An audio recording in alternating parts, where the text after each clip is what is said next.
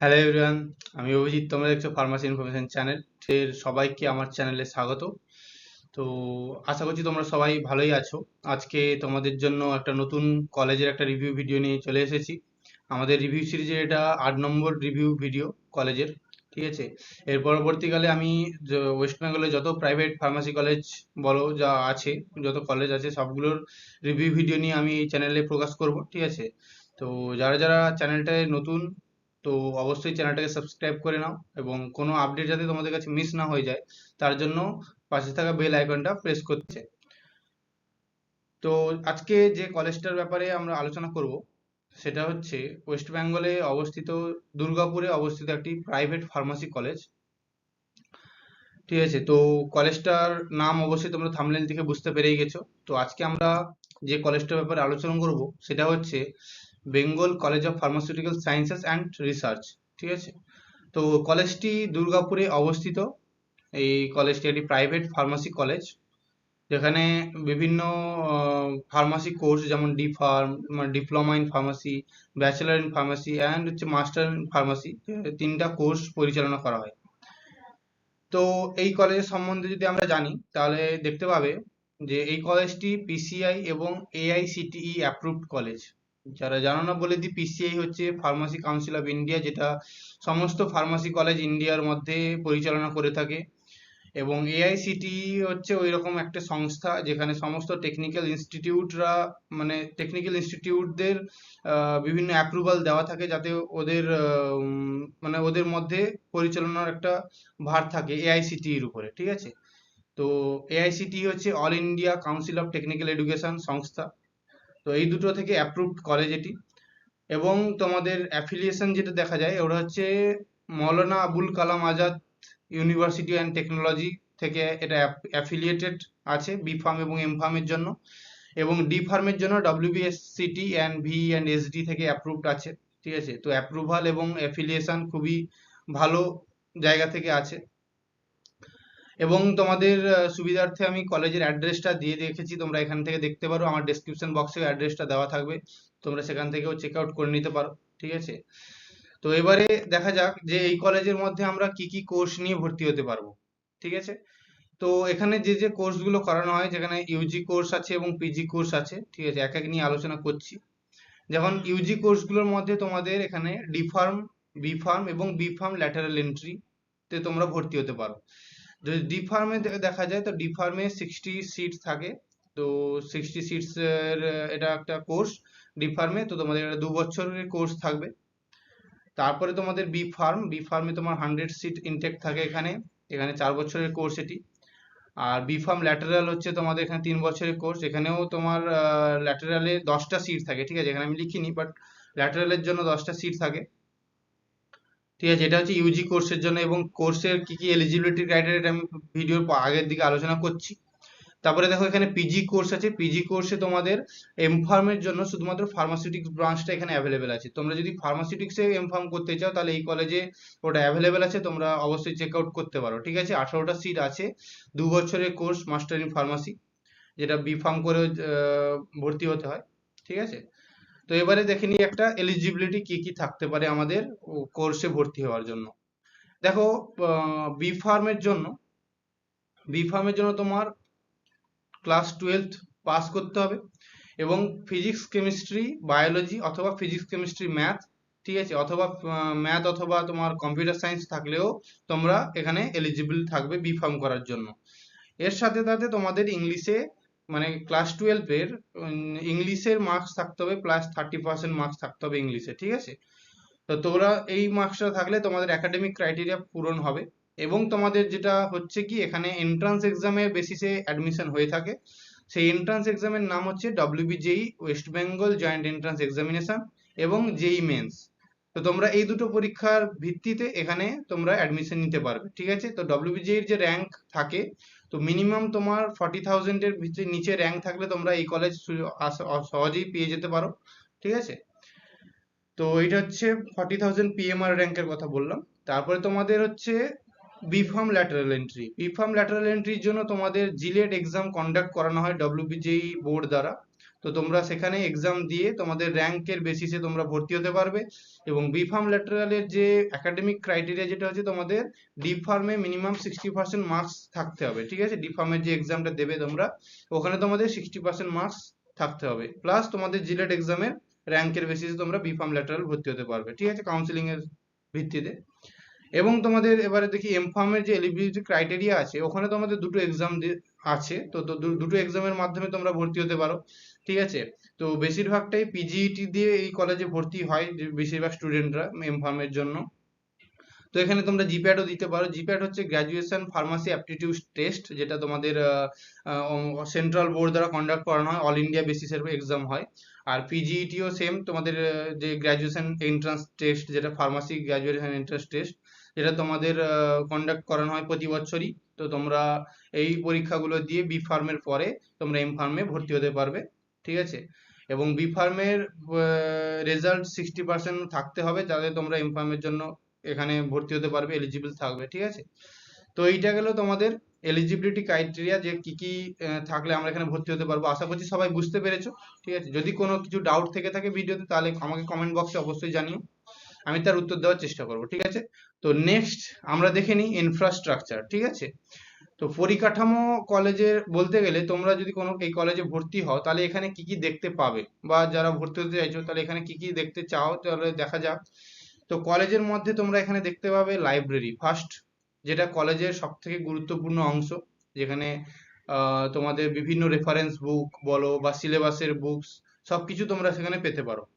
তো এখানে তোমাদের যে লাইব্রেরিটা আছে, ওখানে তোমাদের প্রায় 8500টারও বেশি রেফারেন্স বুকস আছে, ঠিক আছে। এবং তোমাদের সেখানে বিভিন্ন ন্যাশনাল ইন্টারন্যাশনাল জার্নালস পেয়ে যাবে, ই বুক পেয়ে যাবে, ঠিক আছে। তো তোমরা এখানে লাইব্রেরিতে এইরকম ফ্যাসিলিটিস পাবে। এবং বসে পড়ার জন্য তোমাদের, মানে লাইব্রেরিতে যখন বসে তখন পড়বে, তোমাদের সেটা 100 সিটেড একটা ক্যাপাসিটির একটা লাইব্রেরি, তোমাদের সিটিং রুম দেওয়া হবে, ঠিক আছে। তো এখানে তোমরা ওটা দেখতে পাবে। তারপরে হচ্ছে তোমাদের ল্যাবরেটরি। ল্যাবরেটরি হচ্ছে একটা গুরুত্বপূর্ণ একটা অঙ্গ বলতে পারো, ফার্মাসিউটিক্যাল কলেজগুলোর একটা গুরুত্বপূর্ণ অঙ্গ হচ্ছে ল্যাবরেটরি। তোমাদের যেহেতু এটা একটা প্র্যাকটিক্যাল বেসড কোর্স, ঠিক আছে, তো তোমাদের ল্যাবরেটরি যত উন্নত হবে, তোমাদের প্র্যাকটিক্যালের মানও তত উন্নত হবে, এবং তোমরা খুবই ভালো কিছু শিখতে পারবে। তো তার জন্য যদি এখানে বলি, ল্যাবরেটরি ফ্যাসিলিটি খুবই ভালো এই কলেজটার, ঠিক আছে। পরিষ্কার পরিচ্ছন্ন ল্যাবরেটরি তোমরা এখানে দেখতে পাবে। তো এখানে আমি পরবর্তী তোমাদের ল্যাবের ছবিগুলো দেখাবো, পরপর দেখাচ্ছি আমি তোমাদের, দেখতে থাকো ভিডিওটা। তারপরে তোমাদের সেমিনার হল, তোমাদের 100 সিটের ক্যাপাসিটির একটা সেমিনার হল দেখতে পাবে, যেখানে তোমাদের বিভিন্ন তোমাদের সেমিনার, ওয়েবিনার বা বিভিন্ন গেস্ট লেকচার্স, এগুলো তোমরা কন্ডাক্ট করানো হয় ওখানে। তারপরে তোমাদের এখানে দেখতে পাবে তুমি কম্পিউটার ল্যাব, যেখানে তোমাদের 50টারও বেশি কম্পিউটার অ্যাভেলেবেল আছে, তোমাদের বিভিন্ন কম্পিউটার রিলেটেড যে সাবজেক্টগুলো আছে তোমাদের ওখানে পড়ার জন্য, অথবা কম্পিউটার রিলেটেড বিভিন্ন কাজকর্মের জন্য। এখানে তোমরা মেডিকেশনাল প্ল্যান্ট গার্ডেন দেখতে পাবে, যেখানে তুমি মেডিকেল প্ল্যান্ট, মানে তোমাদের গাছের উপরে তোমার পরীক্ষা নিরীক্ষা করতে পারো। এছাড়াও যে সমস্ত ইনফ্রাস্ট্রাকচার, যেমন দেখো মিউজিয়াম আছে। দেখো মিউজিয়াম বলে দিই, যেখানে সমস্ত রকমের হার্বাল কিছু ড্রাগস বলো, বা তোমাদের বিভিন্ন ওষুধ যেগুলো আছে, যেগুলো তৈরি করা হয়েছে, ঠিক আছে, ওগুলো সব স্টোর থাকে ওই মিউজিয়াম বলে জায়গাটায়। এখানে তোমার বিভিন্ন রকমের স্ট্রাকচার, বিভিন্ন যন্ত্রপাতি যেগুলো ব্যবহার করা হয়, ঠিক আছে, সবকিছু তোমরা ওই মিউজিয়ামে দেখতে পাবে। তো মিউজিয়াম দেখতে পাচ্ছ একটা ছবি, তোমরা এখানে দেখে নিতে পারো মিউজিয়ামটা। তোমাদের এখানে দেখতে পারো কম্পিউটার ল্যাব, বিভিন্ন কম্পিউটার সবাই এখানে প্র্যাকটিস করছে, তোমরা দেখতে পারো ছবিতে, ঠিক আছে।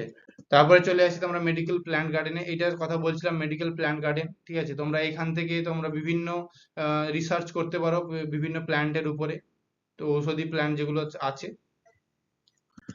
তারপরে তোমাদের ল্যাবরেটরি, এখানে ল্যাবরেটরি দেখতে পাচ্ছ, নিট অ্যান্ড ক্লিন ল্যাবরেটরি তোমরা সেখানে দেখতে পাবে, বিভিন্ন ইকুইপমেন্টে ভর্তি, ঠিক আছে। তোমরা অবশ্যই চেক আউট করতে পারো, কলেজটা খুবই ভালো কলেজটা। এবারে তোমরা এখানে দেখতে পাবে অ্যানিমেল হাউস, যেটা খুবই প্রয়োজন, বিশেষ করে এটা এম ফার্মের জন্য খুবই প্রয়োজন, অ্যানিমেল এর উপর রিসার্চ করার জন্য, ঠিক আছে। তো এখানে তোমরা অ্যানিমেল হাউসও দেখতে পাবে উইথ পারমিশন। অ্যানিমেল হাউস তোমাদের এখানে প্রোভাইড করা হয়, যেটা গভর্নমেন্ট থেকে পারমিশন নেওয়া আছে, তোমার পরীক্ষা নিরীক্ষা করতে পারবে।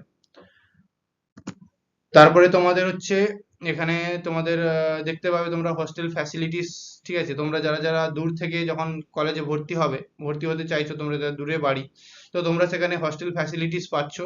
ঠিক আছে, ওখানে 3 রকমের তোমরা পাবে, যেমন হচ্ছে বয়েজদের জন্য বা হচ্ছে 2 সিটারের রুম অ্যাভেলেবেল আছে উইথ কমন বাথরুম, যেখানে তোমাদের সিট রেন্ট পড়বে 16,000 এবং মেস চার্জ পড়বে 20,000 পার 6 মান্থ। ঠিক আছে, পার সেমিস্টার মিনস সেমিস্টার 6 মান্থসের হয়, তো পার সেমিস্টার তোমাদের টোটাল খাওয়া এবং থাকা নিয়ে পড়বে 36,000 টাকা। ঠিক আছে, 6 মাসের জন্য।